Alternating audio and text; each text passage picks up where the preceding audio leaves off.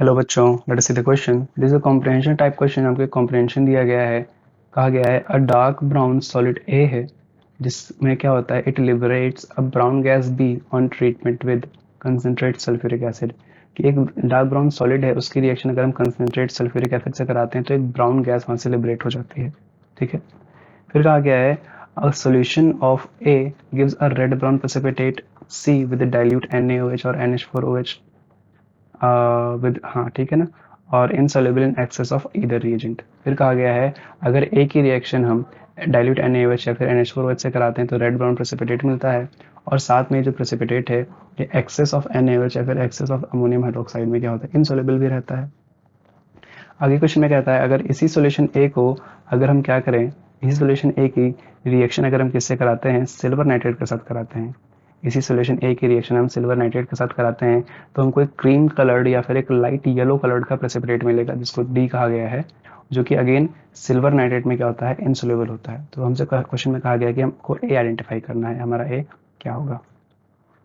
ठीक है, तो आइए देखते हैं यहाँ पे हम फिर कि हमारा ए क्या हो सकता है। तो अगर हम बात करें यहाँ पे ए की, तो ए हमारा यहाँ पे क्या होगा, क्वेश्चन में कहा गया है कि हमारे पास जो कलर, जो सॉलिड हमारा वो डार्क ब्राउन कलर का था। क्या था वो, एक डार्क ब्राउन कलर का सॉलिड था। ठीक है ना, डार्क ब्राउन कलर का सॉलिड था। इसकी ट्रीटमेंट जब हम H2SO4 से कराते हैं कंसनट्रेट, तो यहाँ से एक ब्राउन कलर की गैस रिलीज हो जा रही है, ब्राउन गैस यहाँ से इवॉल्व हो जा रही है। यानी कि यहाँ से एक चीज़ हम एनालाइज कर सकते हैं कि जो डार्क ब्राउन जो कंपाउंड है हमारा, उसमें जो ब्राउन कलर होगा जिस भी वजह से होगा, वही ब्राउन कलर रिस्पॉन्सिबल होगा ये गैस के इवोल्यूशन के लिए।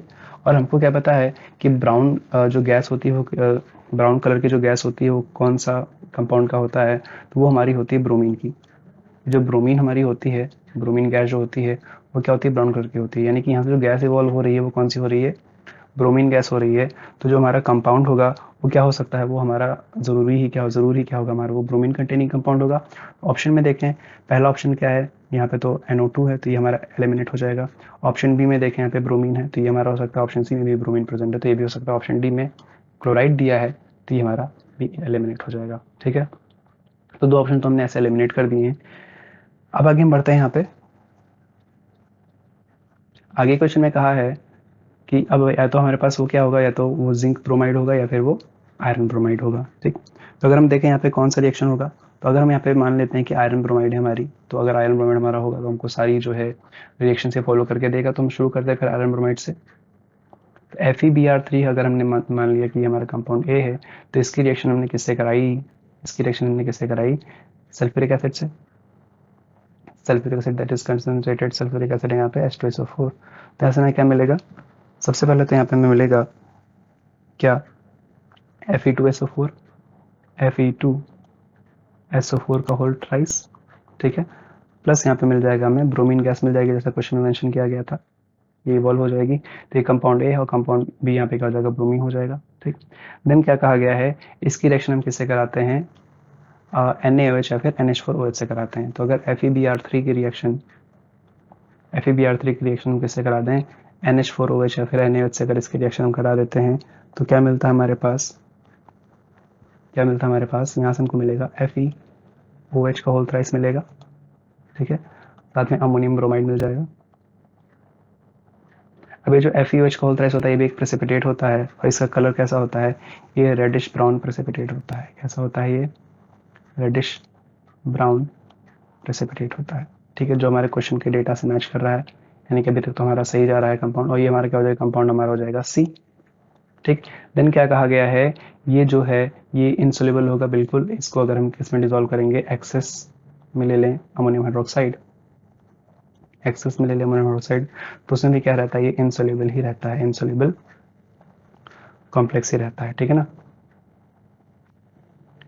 देन अगर बात करें थर्ड, हमको स्टेप में क्या दिया है, अगर हम क्या करते हैं, इसकी रिएक्शन सिल्वर नाइट्रेट से कराते हैं। अगर इसकी रिएक्शन हम सिल्वर नाइट्रेट से कराते हैं तो FeBr3 हमारे पास है, इसकी रिएक्शन सिल्वर नाइट्रेट से कराएंगे अगर, AgNO3, तो यहाँ से क्या बनेगा हमारे पास, AgBr बनेगा।